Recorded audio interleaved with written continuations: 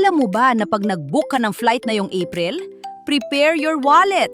Inangat kasi ng CAB ang fuel surcharge from level 4, diretso level 8. Doble sa isang buwan lang. Domestic flights, dagdag na 253 pesos hanggang 787 pesos sa ticket mo. Kahit Cebu o Davao lang, ramdam mo yan. Pero mas masakit? International flights.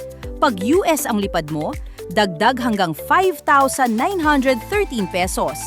Pinaka-max, 6,208 pesos. Bakit?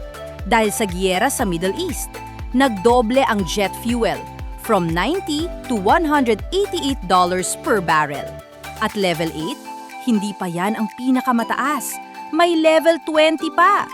So kung lilipad ka April 1 to 15, ready ka na ba?